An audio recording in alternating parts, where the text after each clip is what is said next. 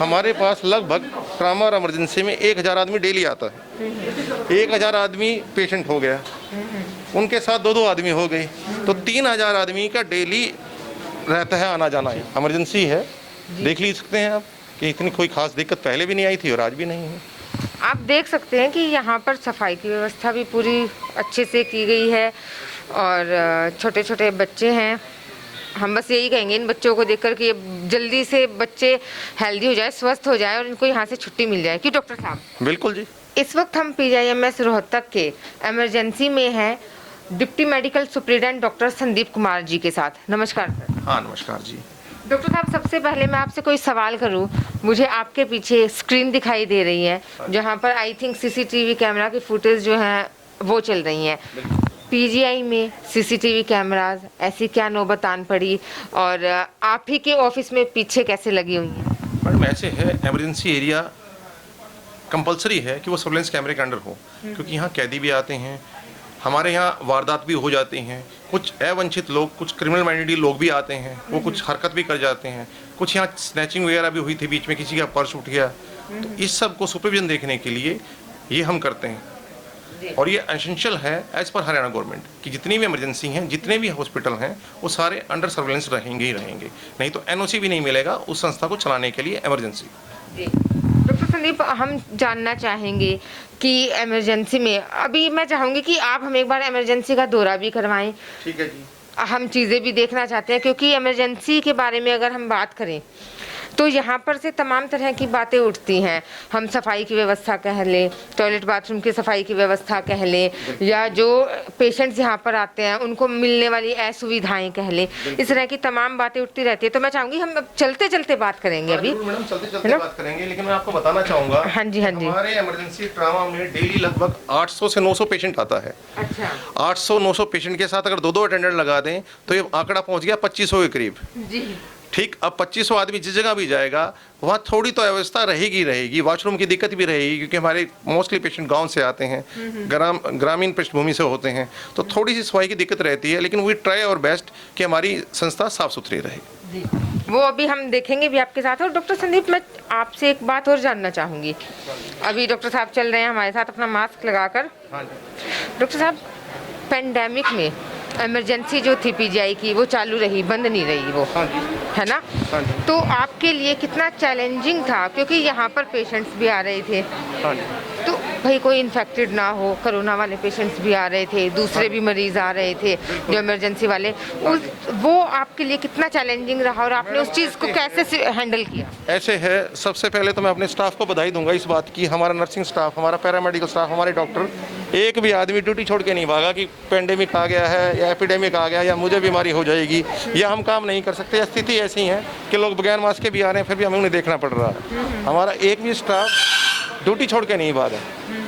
मैं अपने स्टाफ को इस बात की बधाई देता हूं कि हम डरे नहीं, अपने काम पे डटे रहे और इसीलिए इस मुसीबत से काफ़ी हद तक हम निकल भी गए।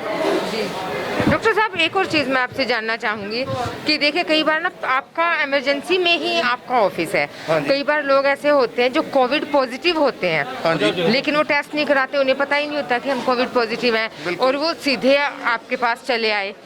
तो वो कोविड पॉजिटिव है, उससे जो जब वो इमरजेंसी में एंटर हो रहे हैं तो दूसरे लोगों के कोविड पॉजिटिव होने का खतरा रहता है, दूसरा आपके खुद के कोविड पॉजिटिव होने का खतरा रहता है। तो उस सिचुएशन से आपने कैसे निपटने की तैयारी कैसे की? हमने मास्क को अनिवार्य किया, मास्क को सबके लिए कंपलसरी करा, लेकिन फिर भी लोग नहीं मानते हैं। कुछ लोग थे ऐसे कि PGI में आ गए, उन्हें मालूम था कि अगर हम डिस्क्लोज कर देंगे कि हम कोविड पॉजिटिव हैं या क्वारंटाइन है घर पे तो हमें कोविड हॉस्पिटल में भेज दिया जाएगा, लेकिन अपने आप की बीमारी को छुपाते हुए यहाँ आए।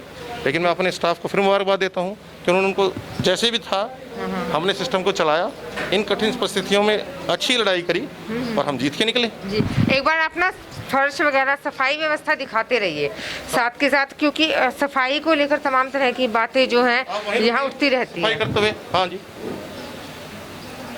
डॉक्टर साहब, एक और बात मैं आपसे जानना चाहूँगी कि पेंडेमिक के दौरान जब कोरोना अपने चरम पे था तो जो ट्रॉमा सेंटर है उसे कोविड सेंटर बना दिया गया और जो कुछ सर्जरीज की बात मैं करूँ, ऑर्थो की सर्जरी या दूसरी सर्जरी है, वो यहाँ इमरजेंसी में शिफ्ट कर दी गई। बिल्कुल जी। वो सर्जरी सक्सेसफुल रहें, वो जो पेशेंट्स हैं वो कोरोना पॉजिटिव ना हो, उनको लेकर आपने क्या कदम उठाए? मैडम ऐसे है, एकदम ही सब कुछ प्लान बना कि सारे ऑर्थो को, ट्रामा सेंटर को इमरजेंसी में शिफ्ट करना है।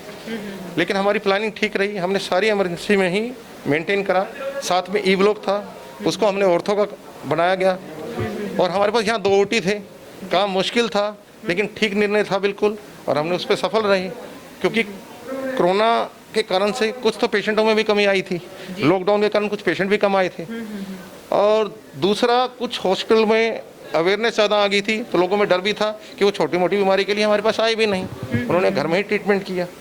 बाकी जितने पेशेंट आए उनका हमने बेस्ट इलाज किया और इस गंभीर परिस्थिति से हम निकल आए।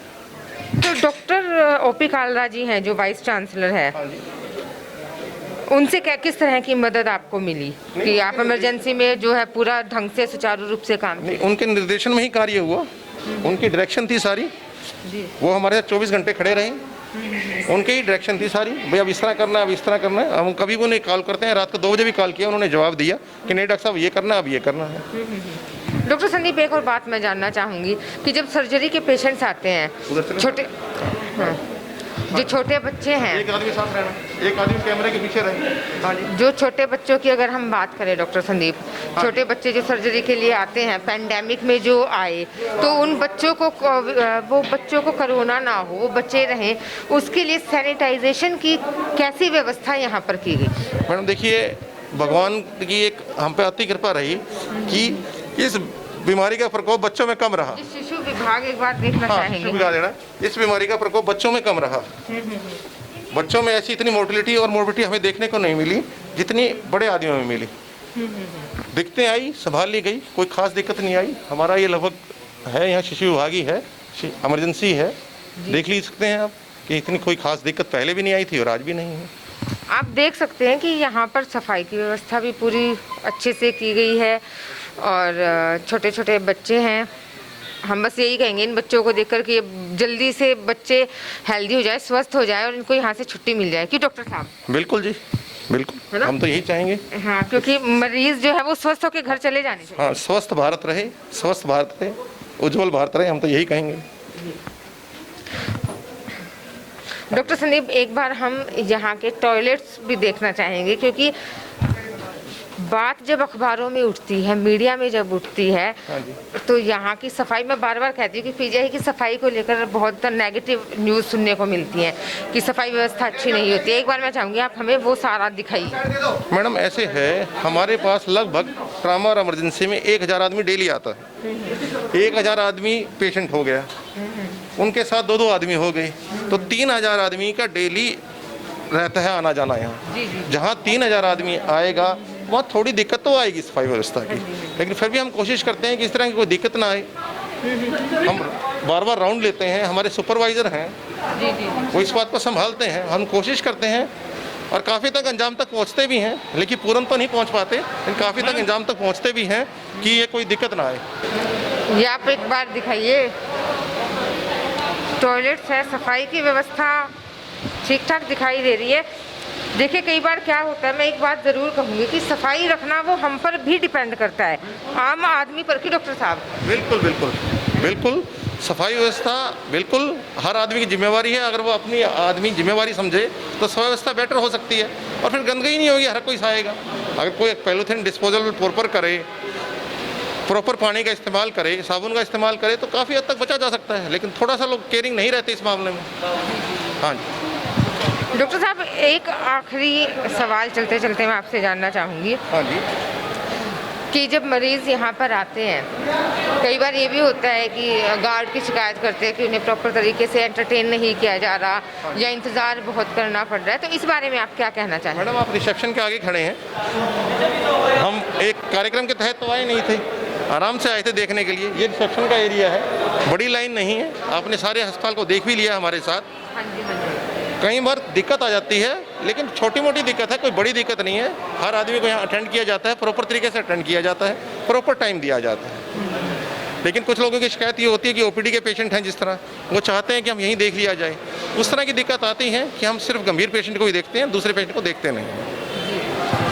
डॉक्टर साहब एक और चीज़, आखिरी सवाल मेरा आपसे ये रहेगा, यहाँ पर जो मरीज़ों के साथ अटेंडेंट आते हैं उनको जो है किस तरह की सुविधाएं यहाँ पर दी जाती है कि वो आराम से यहाँ पर बैठ सकें, इंतज़ार कर सकें, या कुछ मरीज़ ऐसे हैं जिनकी सर्जरी हुई है या बहुत ज़्यादा गंभीर है, तो जो अटेंडेंट हैं वो बैठ सके, उनको कैसी सुविधाएँ दी जाती हैं? मैडम हमारे यहाँ विश्राम सदन है और बहुत नॉमिनल रेट पे है, उनके अटेंडेंट्स के वहाँ रहने की व्यवस्था है, 5 रुपये का चार्जिंग है, कोई चार्ज ज़्यादा भी नहीं है। तो हमने उनके लिए रख रखा है अरेंजमेंट, सार्वजनिक शौचालय बने हुए हैं सामने, और ये वेटिंग एरिया है जहाँ आप खड़े हैं, जहाँ वेट कर सकते हैं।